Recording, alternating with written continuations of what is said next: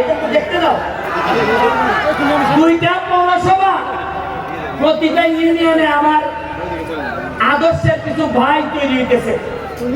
এর মধ্যে ধর্মগড় ইউনিয়নে আমার একটা এখন পর্যন্ত আমি তারে পাই নাই, হয়তো খারাপ করে হইতেও পারে, আপনারা হয়তো আমার চেয়ে ভালো জানতেও পারেন। তবে আমার কাছে মনে হয়েছে মার পেটের না হইলো আমার একটা আদর্শের ভাই হচ্ছে গেতুদুল। ও আমার নির্বাচন থেকে শুরু করে আজকে পর্যন্ত আমার যেভাবে সহযোগিতা করছে, আমার কাছে মনে হয় আমার যদি মাইরা ফেলা হয়, আমি যদি হঠাৎ করে মারা যাই, আজকে যখন আমি হেলিকপ্টারে নামি, আমি স্টেডিয়ামে, আমি যখন আকাশে ছিলাম, তখন আমার কাছে মনে হয়েছে আমি যদি এখন মারা যাই তাহলে আমার মাধবপুর সোনারঘাটের কি হবে, কে এমপি হবে আমার পরে। আসলে এমপি হইলে কি পারবে? তারা কি ওই আগের মতোই মজা মারে, মজা পায় আর আমরা খালি বইটা পাই, এরকমই হবে কিনা? তখন আমার মনে হয়েছে কিছু কিছু চেহারা আমার বাচ্চা উঠছে যে আমার দাবল কামনের পরে হয়তো এই লোকগুলো আবার মাধবপুর সোনারঘাটের দায়িত্ব নেবে। শুনেন, মাত্র 4.5 মাস হচ্ছে এমপি হয়েছে, বরাদ্দ পাইছি প্রায় 31 কোটি টাকা। কত পাইছি? 31 কোটি।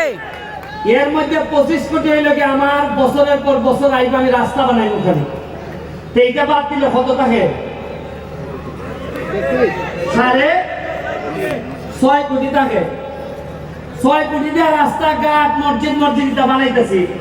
তা আমার প্রশ্ন হইল 4.5 মাসে যদি 31 কোটি পাইয়া থাকি, আরে আমি তো এমপি, আমরা তো মন্ত্রীও পাইছিলাম, জীবনে উঞ্চলি আপনারা 5 টাকা পাইছেন, এরকম কোনো কিছু পাইছি না। না টাকা গেল কই?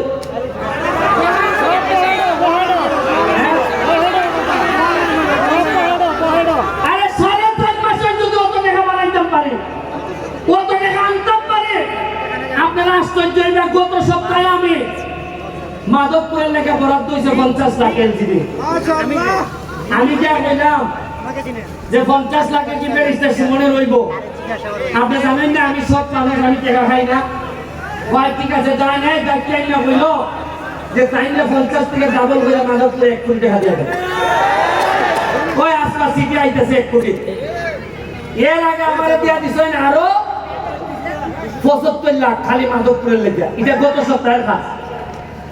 আমি এখন দেখি যে খরচ করে কোন ভাই না, খালি ভাই না মানুষ যারে দিয়ে খামটা হইতাম। আমার ডর লাগে যে টেকা দিলে নি আগের চাল ধরে আমারও বিদায় দিবা না। আর আমি জানি এর লাগে তো এমপি সাহেব হইতাম চাই না, সুমন ভাই হইতাম চাই, আগামীকাল এমপি নাও থাকতে পারে, কিন্তু ভালোবাসা দিয়ে আপনারা ভাই হইতে পারলে বই যাও, আমি শান্তি পাইব। পর্যটন নগরী বানাইতাম এইখানে।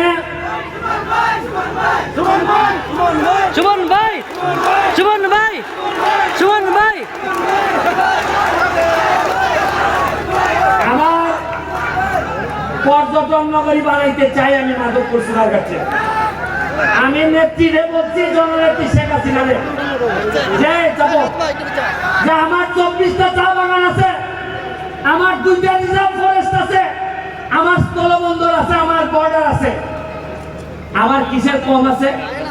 মাধবপুর আপনারা জানেন কিনা সবচেয়ে ধনী উপজেলার একটা, 100টার মতো ইন্ডাস্ট্রি আছে। মাধবপুরের মানুষ একটা মানুষ না খেয়ে থাকতে পারবে না। আমি চা বাগান গুলা 3টা চা বাগানের বেতন হয় না, আমার দিকে তো আপনার আমি 2.5 লাখ টাকার চাল পাঠাইছি। কইছি যে বেতন না হইলে আমি এমপি দিব। আমার এমপি যদি বাদ খাই তাহলে আমার শ্রমিকরা বাদ খাবে। আপনারা এখানে সাইফোর্স কোচিং, সাইফোর্স লিমিটেড, এখানে ম্যাডাম আমাদের কাছে আমাদের মাঝে উপস্থিত হয়েছেন। আমি ছোটবেলায় ওনার ছাত্র ছিলাম, আইএলটিএস টোফেল স্পোকেন ইংলিশ ওনাদের আন্ডারে করছি। উনি আমাদের পুরা 23টা ইউনিয়নে কোনো ছাত্র ছাত্রী যাতে ইংলিশে ট্রেনিং না করে এই জন্য সকল শিক্ষকদেরকে ট্রেনিং এর ব্যবস্থা করতেছেন। উনি আমাদের মাঝে উপস্থিত আছেন, ওনার জন্য একটা হাততালি আমি আশা করি। আমি